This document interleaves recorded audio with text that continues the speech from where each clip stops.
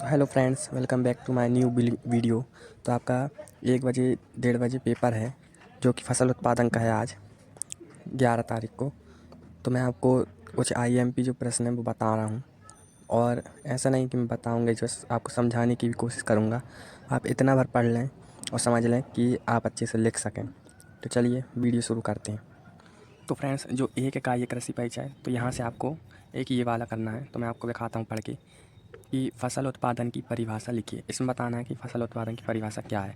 तो इसमें है फूलों को उगाना और उनका प्रबंधन करना ताकि वे खाने, रेशे या अन्य उपयोगों के लिए उपयोगी हो सकें।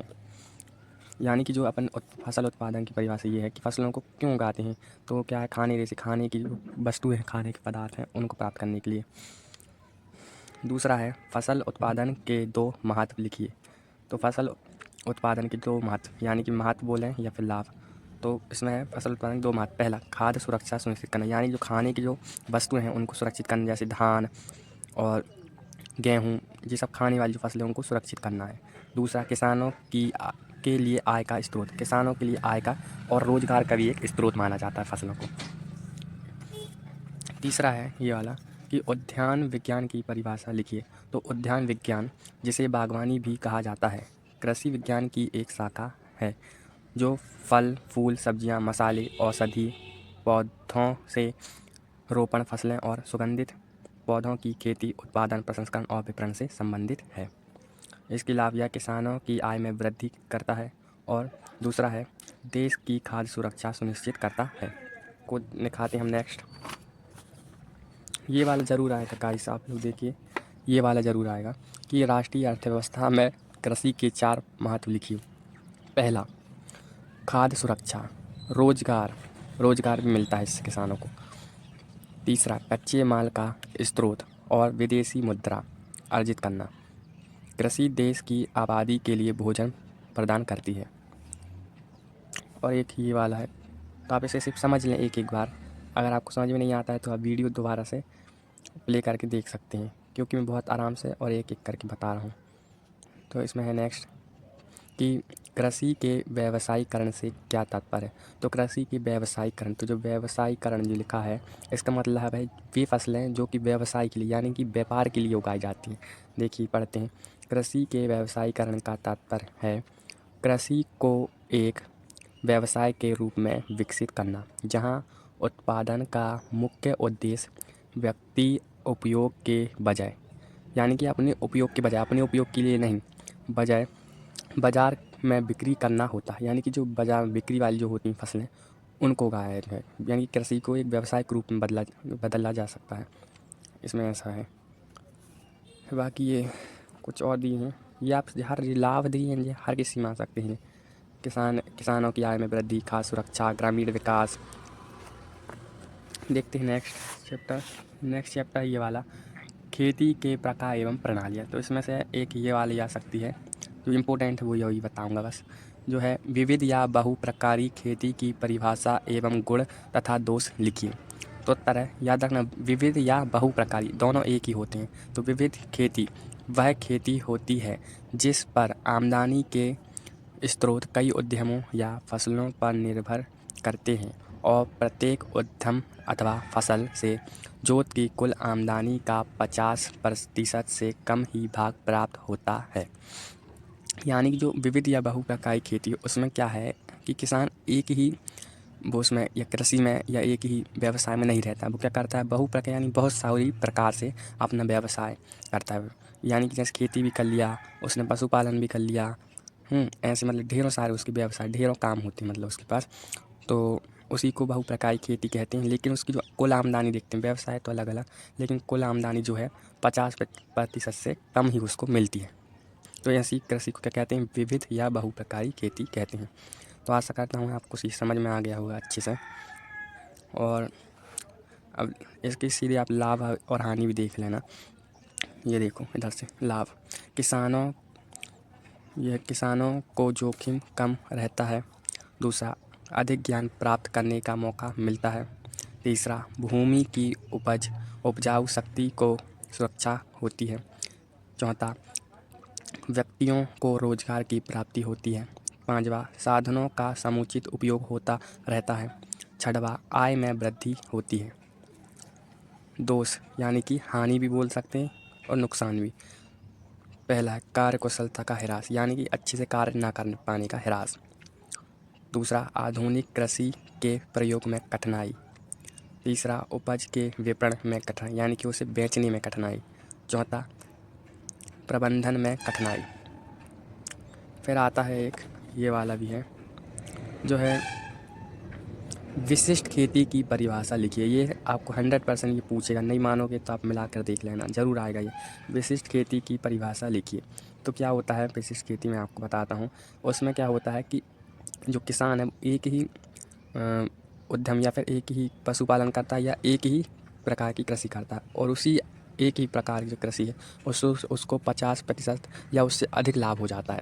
तो ऐसी कृषि को क्या विशिष्ट खेती कहते हैं। और अच्छे देख लो, विशिष्ट खेती से अभिप्राय उन जोतों या स्रोतों से है जो अपनी आय का कम से कम 50% किसी एक उद्यम या फसल से प्राप्त करते हैं। इसके लाभ भी हैं। कम पूंजी की आवश्यकता होती है। दूसरा उपज की बिक्री में सुधार होती है। तीसरा फार्म में प्रबंधन में सुविधा होती है। चौथा विशेष कृषि यंत्रों का प्रयोग होता है। 5वां पूंजी की बचत होती है। 6वां भूमि का उत्तम उपयोग होता है। 7वां उत्पादन की आधुनिक विधियों का प्रयोग संभव होता है। अब इसकी कुछ हानियाँ भी हैं। जैसे पहली हानि है आय की मात्रा सीमित रहती है। दूसरा जोखिम की संभावना बढ़ जाती है। तीसरा भूमि की उत्पादन शक्ति का ह्रास होता है। चौथा साधनों का समुचित प्रयोग नहीं हो पाता। बस बाकी ये जो दिख रहे हैं ये नहीं होगा, ये नहीं आएंगे उतनी ज़्यादा। और एक ये है सिंचित खेती, थोड़ा सा देख लेते हैं शायद आ जाए। तो सिंचित खेती वो खेती होती है जिसमें क्या है कि सिंचित खेती वो खेती होती है जिसमें वर्षा के जल पर निर्भर नहीं रहता किसान। वो अपने ही जो आधुनिक जो उपयोग होते हैं जैसे नलकूप, कुएँ, बोरवेल, इन सब उपकरणों से अपनी फसल की सिंचाई करता है। सुविधा होती है इन सब चीज़ों की, तो उसे ही सिंचित खेती कहते हैं। वो वर्षा के जल पर निर्भर नहीं होता, वो ही लिखा है इसमें। और मिश्रित खेती आपको पता ही होगा जिसमें 2 फसलें एक साथ एक ही समय में एक ही खेत में बोई जाती हूँ, यानी कि एक साथ 2 फसलों को उगाना मिश्रित फसल खेती कहलाता है। लाभ हानि वही आ जाएगा। और सहकारी खेती, इसमें क्या है एक समूह बना करके लोग अपने संसाधनों और अपनी पूंजी को इकट्ठा करके और खेती करते हैं। यही है, सभी लोग मिल करके करते हैं। और ये दोबारा से वही लिखा है, मैं आपको दिखा रहा हूँ। ये अभी समझाया विशिष्ट खेती, मिश्रित खेती, शुष्क खेती क्या होती है। अब ये देख लो शुष्क खेती में क्या होता है। ये शुष्क खेती एक ऐसी कृषि पद्धति है जो उन क्षेत्रों में अपनाई जाती है जहाँ प्राकृतिक वर्षा बहुत कम होती है। आमतौर पर प्रति वर्ष 750 मिली से कम, और किसान पूरी तरह से वर्षा पर निर्भर होता है। इस विधि में ऐसे तरीके अपनाए जाते हैं जो मिट्टी में मौजूद सीमित नमी का कुशलतापूर्वक उपयोग करते हैं और सूखा प्रतिरोधी फसलों को उगाते हैं, यानी कि कम पानी चाहने वाली फसलों को उगाते हैं। जैसे देखो सूखी प्रतिरोधी फसलों का चयन, मिट्टी में नमी का संरक्षण, सही समय पर बुआई, कुछ इस प्रकार। रैंचिंग क्या होती है कि जो पहाड़ी इलाके होते हैं उनमें जो वनस्पति हैं उसमें चरवाते हैं। उसमें देखो पढ़ते हैं। एक ऐसी पशुपालन पद्धति है जिसमें बड़े भूभाग पर बिना भूमि की जुताई या फसल उगाए केवल प्राकृतिक वनस्पतियों पर भेड़, बकरी या मवेशियों जैसे पशुओं को चराया जाता है। आपको जितने IMP हमने बता चुके हैं। अब ये देखिए तीसरा स्टार्ट हो गया है। वीडियो भले ही लंबी हो जाए लेकिन आप पूरा देख करके जाना गाइस। ये वाला फसलों का वर्गीकरण, एक फसल चक्र अध्याय 3। फसल चक्र की परिभाषा लिखिए। फसल चक्र जिसमें एक ही खेत में अलग अलग फसलों को एक निश्चित क्रम में उगाया जाता है ताकि मिट्टी के स्वास्थ्य में सुधार हो। ठीक। फसल चक्र पर प्रभाव डालने वाले 4 कारकों को लिखिए। पहला है जलवायु, दूसरा मिट्टी, बाजार की मांग, चौथा, किसानों की आर्थिक स्थिति।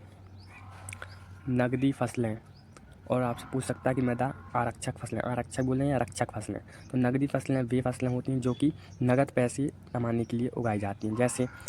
जैसे यार देख लो, कपास है, उससे क्या बनता है, कपड़ा बनता है। तंबाकू से सिगरेट बनता है।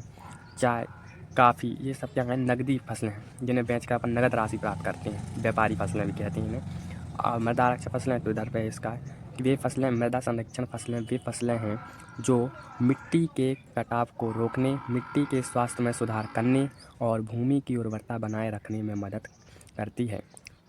जैसे लोबिया, मूंग, उड़द, मक्का, ज्वार, बाजरा।